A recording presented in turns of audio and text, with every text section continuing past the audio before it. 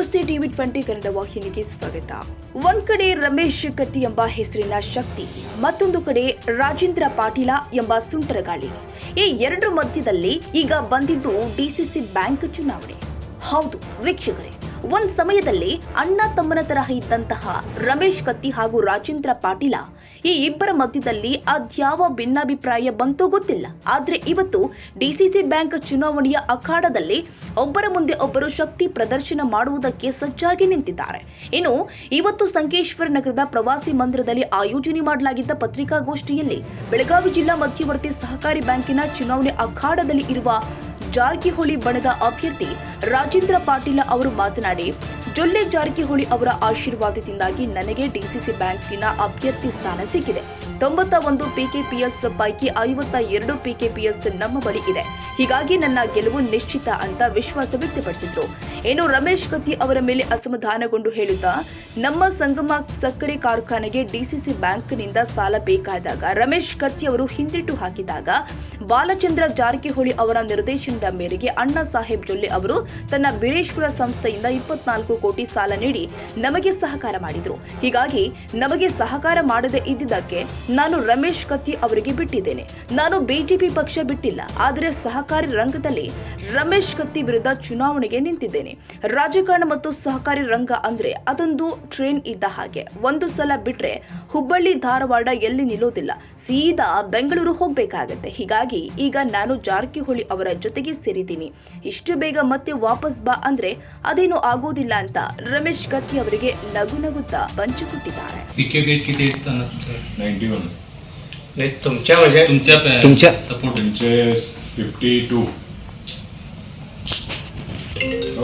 मग त्याच्याविषयी DCC bank म्हणजे high profile election आहे.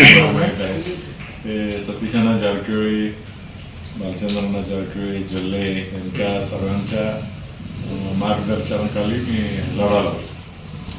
ಅಣ್ಣ ಏಕಾಏಕಿ ಹೆಂಗೇನ ಬಿಟ್ರಿ ನೀವು ಸಾವುಕಾರಿಗೆ ಬಿಟ್ಟಿಲ್ಲ. ನಾವು ಬಿಜೆಪಿದಾಗ ಇದೀವಿ. ನಾವು ಸಾವುಕಾರ ಅಂದ್ರೆ ಅವ್ರ ವೈಯಕ್ತಿಕ ಇರ್ತಲ್ಲ, ಏನು ಮಾಡೋಕ್ಕಾಗಲಿಲ್ಲ. बीजेपी मधूनच म्हणूनच तुम्ही कॅन्डिडेट बीजेपी मधूनच आहे. आम्ही आमचं टीम सगळं बीजेपी मध्येच आहे. संघ संस्था सगळ्या बीजेपी म्हणूनच. परंतु तरी पण तुम्ही सावकारच्या विरोधातच आहे. बीजेपी पक्षात आहे. संघ संस्थेमध्ये पार्टी नाही आहे. सगळा काँग्रेस बीजेपी सगळं युती म्हणतात की आघाडी तसं केलंय. ಈಗ ಕತ್ತಿ ಅವರ ಕುಟುಂಬದ ಬಿಡಾಕೆ ಏನು ಕಾರಣ ರೀ? ಮೊನ್ನೆ ನಮ್ಮ ಬ್ಯಾಂಕಿಗೆ, ನಮ್ಮ ಫ್ಯಾಕ್ಟ್ರಿಗೆ ಹಣಕಾಸಿನ ಕೊರತೆ ಬಂದಾಗ ಅವ್ರಿಗೆ ನಾವು ಬ್ಯಾಂಕಿನಿಂದ ಕೊಡೋತ ಕೇಳಿದ್ವು. ಕೊಡೋಕ್ಕಾಗಂಗಿಲ್ಲ ಅಂದರು ಅಂತ. ಏನು ಮಾಡ್ಬೇಕಂದ್ರೆ ಡಿಸಿಸಿ ಬ್ಯಾಂಕ್ ಭೇಟಿ ಆಗಿರೋದು. ಡಿಸಿಸಿ ಬ್ಯಾಂಕ್ದವ್ರಿಗೆ ಭೇಟಿ ಆದಾಗ ಈಗೇನು ನಮ್ದು 2 ವರ್ಷ ಸತತ ಬರಗಾಲದಿಂದ ಏನು ಕೃಷಿಂಗ್ ಕಮ್ಮಿ ಆಗೈತಿ, ಆ ಇದ್ರಾಗ ಗ್ಯಾಪ್ ನಿರ್ಮಾಣ ಆಗ್ತದ್ರಿ. ಅಂದ್ರೆ ಪ್ರೊಡಕ್ಷನ್ಗೆ ನಮ್ಮ ಲೋನ್ಗೆ ಮ್ಯಾಚ್ ಆಗಂಗಿಲ್ಲ. ಆ ಇದ್ರಲ್ಲೇ ಡಿಸಿಸಿ ಬ್ಯಾಂಕ್ನಾಗ ಕೊಡಕ್ಕೆ ಬರಂಗಿಲ್ಲ ಅಂತ ಹೇಳಿದಾಗ ಒಂದು 2-3 ಸಲ ನಾವು ಬಾಲಚಂದ್ರನ ಜಾರಕಿಹೊಳಿ ಅವ್ರಿಗೆ ಭೇಟಿ ಆದೀವಿ. ಇದು ಸರ್ ಗ್ಯಾಪ್, ಫೈನಾನ್ಷಿಯಲ್ ಗ್ಯಾಪ್ ಆಗೈತಿ, ಅದನ್ನು ಹೆಂಗೆ ಮಾಡ್ಬೇಕನ್ನ. ಇಲ್ಲ ನೀವು ಮಾರ್ಚ್ ಎಂಡ್ ತನ 10 ಕೋಟಿ ಸಕ್ರಿ ಮಾರಿದ್ರೆ 4 ಕೋಟಿ ನಮ್ಮ ಡಿಸಿಸಿ ಬ್ಯಾಂಕ್ ತುಂಬ್ರಿ, 6 ಕೋಟಿ ನೀವು ಬಿಲ್ ಕೊಡ್ರಿ ಅಂದರು. ಅದ ನಂತರ ಏಪ್ರಿಲ್ದಾಗ ಭೇಟಿ ಆದಾಗ, ಇಲ್ಲ ಇದು ಗ್ಯಾಪ್ ಏನೈತಿ, ಈ ಥರ ಇಷ್ಟು ಗ್ಯಾಪ್ ಇದ್ದಾಗ ಡಿಸಿಸಿ ಬ್ಯಾಂಕ್ನಿಂದ ಕೊಡಕ್ಕೆ ಬರೋಂಗಿಲ್ಲ, ನಾನು ಜೊಲ್ಲೆ ಅವ್ರಿಗೆ ಮಾತಾಡ್ತೀನಿ, ಜೊಲ್ಲೆ ಅವ್ರ ಕಡೆಯಿಂದ ತೊಗೊಂಡು ನೀವು ಬಿಲ್ಗಳು ಕೊಡ್ರಿ ಅಂತ ಹೇಳಿದ್ರು. ಆ ಪ್ರಕಾರ ಜೊಲ್ಲೆ ಅವ್ರ ಕಡೆಯಿಂದ ನಾವು 20 ಕೋಟಿ ಅವ್ರ ಕಡೆಯಿಂದ, ಮತ್ತು ನಮ್ಮ ಜೊಲ್ಲೆ ಅವ್ರ ಬ್ಯಾಂಕ್ನಾಗ ನಮ್ಮ ಡಿಪಾಸಿಟ್ ಇತ್ತು, ಅದ್ರ ಮೇಲೆ ಹಿಂಗೆ ಒಟ್ಟು 24 ಕೋಟಿ ರೂಪಾಯಿ ಅವ್ರ ಕಡೆಯಿಂದ ನಾವು ತೊಗೊಂಡು ಎಲ್ಲ ಬಿಲ್ಲನ್ನು ಕೊಟ್ಟಿದ್ದೀವಿ. ಕೇನ್ ಬಿಲ್ಲು ಕೊಟ್ಟಿದ್ದೀವಿ, HM2 ಕೊಟ್ಟಿದ್ದೀವಿ, ಮತ್ತು ನಮ್ದೇನು ಬ್ಯಾಂಕಿನೂ ಎಲ್ಲ ಇನ್ಸ್ಟಾಲ್ಮೆಂಟು, ಕಂತ ಮತ್ತು ಬಡ್ಡಿ ಎಲ್ಲನೂ ಕೊಟ್ಟಿದ್ದೀವಿ ಮಾಡಿ ಘೋಷಣೆ ಮಾಡಿದ್ರು.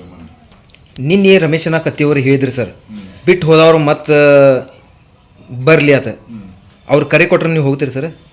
ಇದು ಟ್ರೈನ್ ಇದ್ದಂಗೆ ರೀ. ಈಗ ಇಲ್ಲಿಂದ ಬಿಡ್ತಂದ್ರೆ ನಡು ಎಲ್ಲಿ ಬೇಕಾಗಿಲ್ಲ, ಹುಬ್ಳಿಗೆ ಹಾಕೋದು ಬರಂಗಿಲ್ಲ, ಬೆಂಗಳೂರು ತಗೋ ಹೋಗೋದು ಹಂಗೆ. ಅದಕ್ಕೆ ಈಗ ಅವ್ರ ಜೊತೆ ಸೇರಿದೀವಿ, ಲಗೇಜ ಬರ್ರಿ ಅಂದ್ರೆ ಬರೋದಾ, ಹೋಗಂದ್ರೆ ಹೋಗೋದಾ, ಮಾಡೋಕ್ಕಾಗಿಲ್ಲ. ಇದು ರಾಜಕಾರಣ ಐತಿ.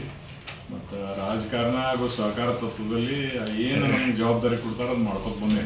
ನನ್ನ ಹಿಸ್ಟ್ರಿದಾಗೂ ಹಿಂಗೆ ಒಂದ್ಸಲ ಹಿಂಗೆ ಹೋಗೋದು, ಲಗೇಜ್ ಬರೋದು ಅಂಥದ್ದೇನು ಮಾಡಿಲ್ಲ. ಕ್ಲಿಯರ್ ಇದಾಯ್ತು. ಇನ್ನ ನಾ ಹೋಗಿ ನಿಧನ ಆಗಿಲ್ಲ ಏನಾಗಿತ್ತು ಅನ್ನೋದು ಗೊತ್ತಾಗಿಲ್ಲ ಅಂತ ಹೇಳತ್ತೀರಲ್ರಿ ಮತ್ತು ನಿಖಿಲ್ ಕತ್ತಿಯವರು ವೇದಿಕೆ ಮ್ಯಾಗ ಇದ್ದಾಗ ನೀವು ಯಾಕೆ ಬರಾನಿಲ್ಲ ಸರ್? ನಮ್ಮ ಕೆಲಸದಾಗ ನಾವು ಹೋಗಿಲ್ಲ ಭಾಳಷ್ಟು ಸಲ ಹೋಗಿದ್ದೀನಿ ಅಲ್ಲಿ. ಹ್ಞೂ ಯಾವಾಗ ಇನ್ಫಾರ್ಮೇಶನ್ ಇರ್ತೈತಿ ನಾವು ಖಾಲಿ ಇರ್ತೀವಿ होगिर्ತೀವಿ. म्हणूनच तुम्ही होय हे पक्षाला काय संबंध नाही. आता त्यांनी बीजेपी मध्ये आमदार असून ए.बी. पाटील काँग्रेसमध्ये आहेत, त्यांनी हे केलं नाही. त्यांचं त्यांनी आप्ताबचं पक्ष आम्हाला कोण हे आता ना हे पक्षाचं नाही गटाचं झालंय म्हणजे आता तुम्ही कच्चींचा हात का सोडलाय एकंदरीत म्हणजे हे काय कानून सांगितली ते ते तर होतात मला परंतु कर्जासाठी असं म्हणजे फॅक्टर फायनान्स नेमून होय, आमचा बाकीचं काय संबंधच नाही ना. वैयक्तिक मी काय त्यांच्याकडनं फायदा करून घेतला नाही, त्यांच्याकडनं काय लोन घेतलं नाही. आमचं त्यांचं काय वैयक्तिक टर्म्स काय हे नाही.